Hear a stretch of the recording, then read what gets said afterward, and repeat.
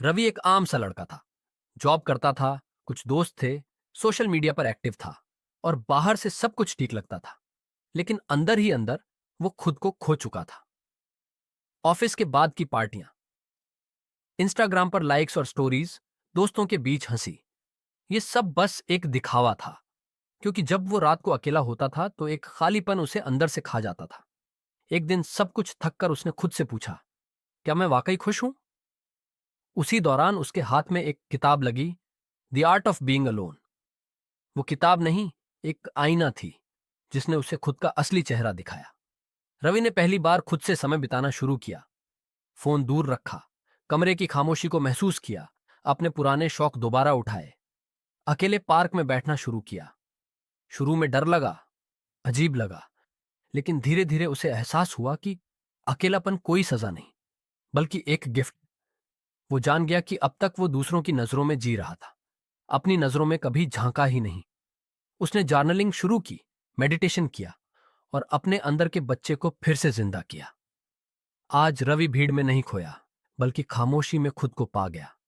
अब वो अकेला होता है, लेकिन कभी अकेला महसूस नहीं करता। और यही इस कहानी की सबसे बड़ी सीख है। जब तुम खुद के साथ सुकून महसूस करना सीख जाते हो, तब तुम्हें दुनिया के किसी वैलिडेशन की जरूरत नहीं रहती। अकेले रहने की कला एक ऐसी समझ है जो हमें सिखाती है कि अकेलापन कोई कमजोरी नहीं, बल्कि एक ताकत है। आज के समय में जब हर कोई सोशल मीडिया पर कनेक्टेड है, तब भी बहुत से लोग खुद को अंदर से अकेला महसूस करते हैं। इसकी वजह है कि हम दूसरों से जुड़ने की जल्दी में खुद से जुड़ना भूल गए हैं। इस कला का मतलब है खुद के साथ समय बिताना, अपनी भावनाओं को समझना, अपने अंदर की खामोशी को सुनना और उसमें सुकून पाना। जब इंसान अकेले रहने से डरना छोड़ देता है, तब वह खुद की असली पहचान जान पाता है। अकेले रहना हमें खुद से प्यार करना सिखाता है, बिना किसी बाहरी वैलिडेशन के खुश रहना सिखाता है और जिंदगी को गहराई से जीने की समझ देता है। ये समय होता है जब हम अपने पैशन को, अपने डर को, अपनी सोच को और अपने अंदर छुपे सपनों को पहचानते हैं।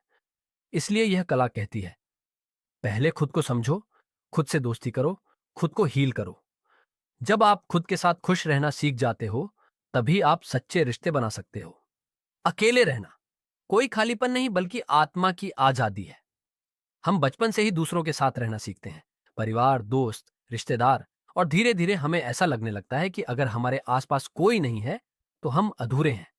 लेकिन the art of being alone ये सोच बदलती है। ये हमें बताती है कि अकेले रहना कोई सजा नहीं, बल्कि एक अवसर है खुद को बेहतर बनाने का। ये वक्त होता है जब आप बिना किसी शोर के, बिना किसी दिखावे के, सिर्फ खुद के साथ बैठते हैं और पूछते हैं, मैं क्या चाहता हूं? मैं कौन हूं? मैं क्यों खुश नहीं हूं? ऐसे सवाल जिनके जवाब सिर्फ खामोशी में मिलते हैं। जब हम दूसरों से भरी भीड़ में नहीं, बल्कि खुद की संगत में रहते हैं, तभी असली ग्रोथ होती है।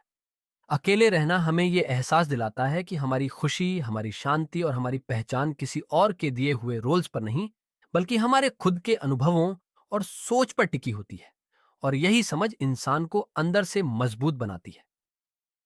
एक अकेलापन और अकेले रहना एक जैसा नहीं है। कई लोग सोचते हैं कि अकेला रहना मतलब दुखी होना, लेकिन सच्चाई यह है कि अकेलापन, लोनलीनेस, और अकेले रहना, सॉलिट्यूड, दो अलग चीजें हैं।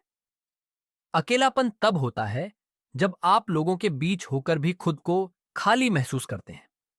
अकेले रहना तब होता है जब आप जानबूझकर खुद के साथ समय बिताना चुनते हैं, और यह बहुत पॉजिटिव होता है। दो, खुद से दोस्ती करना सीखो। हम अक्सर दूसरों को खुश करने में लगे रहते हैं, लेकिन खुद को कभी समझने की कोशिश नहीं करते। The art of being alone सिखाती है कि अपने अंदर झांकना कितना जरूरी है। क्या आप अकेले बैठकर खुश रह सकते हैं? क्या आप खुद के साथ टाइम स्पेंड करके बोर नहीं होते? अगर जवाब ना है, तो ये किताब कहती है, तब तक किसी और से प्यार मत करो जब तक खुद से प्यार करना ना सीख लो। तीन, अकेलापन डर नहीं, अवसर है। जब आप अकेले होते हैं तो आपको सोचने का समय मिलता है, अपने पैशन को खोजने का मौका मिलता है, खुद की आइडेंटिटी समझने का वक्त मिलता है। यही समय होता है जब आप अपने अंदर के सवालों के जवाब खोज सकते हैं। अकेलापन खाली नहीं करता, बल्कि आपके अंदर गहराई भरता है। चार, सोशल मीडिया की झूठी दुनिया। आजकल हम ऑनलाइन बहुत एक्टिव हैं, लेकिन अंदर से खाली है। हर किसी के पास दोस्त हैं, फॉलोवर्स हैं, लेकिन फिर भी लोग डिप्रेशन में हैं। क्यों? क्योंकि कनेक्टिविटी है, लेकिन रियल कनेक्शन नहीं है। अकेले रहना सिखाता है कि वैलिडेशन दूसरों से नहीं, खुद से मिलनी चाहिए। कंपैरिजन से बाहर निकलो, खुद की पहचान बनाओ। 5, अकेले रहकर ग्रो कैसे करें? किताब हमें अकेले रहते हुए ग्रोथ के तरीके सिखाती है। जर्नलिंग शुरू करो, अपने दिल की बात खुद से कहो। मेडिटेशन करो, शांति खुद के अंदर है। नई चीजें सीखो, ऑनलाइन कोर्स, किताबें, हॉबीज। खुद को बेटर बनाओ, फिजिकली, मेंटली, इमोशनली। जब तुम खुद को अपना सबसे अच्छा दोस्त बना लेते हो, तब दुनिया की कोई कमी तुम्हें तोड़ नहीं सकती। 6, रिश्ते तभी अच्छे बनते हैं जब आप खुद से संतुष्ट हों। लोग प्यार की तलाश में भटकते हैं, लेकिन सच्चा प्यार तभी मिलता है जब आप अपने अंदर से खुश होते हैं। जो खुद को नहीं जानता, वो किसी और को क्या समझेगा? इसलिए ये किताब कहती है, पहले अकेले रहना सीखो, फिर दूसरों से जुड़ो। 7वां, अकेले रहना शर्म की बात नहीं, ताकत की निशानी है। हमारे समाज में जो अकेला होता है, उसे बेचारगी की नजर से देखा जाता है, लेकिन सच में जो अकेला रहकर खुश है, वही सबसे स्ट्रांग इंसान होता है, क्योंकि वो किसी पर निर्भर नहीं, वो खुद के साथ पूरी दुनिया बना लेता है। 8, अकेले रहने से फैसले लेना आसान होता है। जब आप अकेले होते हैं, तब आपके फैसले किसी के दबाव में नहीं होते। आप खुद सोचते हैं, खुद समझते हैं और अपने अनुभवों के आधार पर निर्णय लेते हैं। यह आत्मनिर्भरता की शुरुआत होती है। 9, अकेलापन आपको इमोशनल मैच्योरिटी देता है। अकेले रहकर आप अपनी भावनाओं को कंट्रोल करना सीखते हैं। गुस्सा, डर, दुख, खालीपन, इन सब से भागने के बजाय आप उन्हें समझने लगते हैं। धीरे धीरे आप इमोशनली मजबूत बनने लगते हैं। 10 इंच, अकेले रहकर आप अपने कंफर्ट जोन से बाहर निकलते हैं। जब आपके पास डिस्ट्रैक्शन नहीं होता, तब आप नए अनुभव लेने की कोशिश करते हैं, जैसे नई जगह घूमने जाना, अकेले कैफे या मूवी जाना, किसी नए स्किल पर फोकस करना। यही छोटे छोटे कदम आपको बड़ा बनाते हैं। 11, अकेले रहकर आप कंपैरिजन से बाहर आते हैं। लोग सोशल मीडिया पर दूसरों की जिंदगी देखकर अपनी तुलना करते हैं, लेकिन जब आप अकेले रहना सीखते हैं, तो कंपैरिजन की जंजीरें टूट जाती हैं। आप जान जाते हैं कि आपकी जिंदगी का रास्ता आपका है और किसी और से अलग है। 12वें, अकेले रहकर आप ग्रेटिट्यूड महसूस करना सीखते हैं। जब आपके पास बहुत कुछ नहीं होता, तब आप छोटी चीजों की कद्र करना सीखते हैं। एक कप चाय, सूरज की रोशनी, शांत शाम, अपने साथ बिताया वक्त। ये ग्रेटिट्यूड आपको मानसिक शांति देता है। 13, अकेले रहने से सेल्फ वर्थ बढ़ती है। जब आप खुद के साथ समय बिताते हैं, तो आपको एहसास होता है कि आप अकेले भी बहुत कुछ कर सकते हैं। आपको दूसरों से अप्रूवल लेने की जरूरत नहीं पड़ती। यही सेल्फ वर्थ आपको टॉक्सिक रिलेशनशिप्स और डिपेंडेंसी से बचाती है।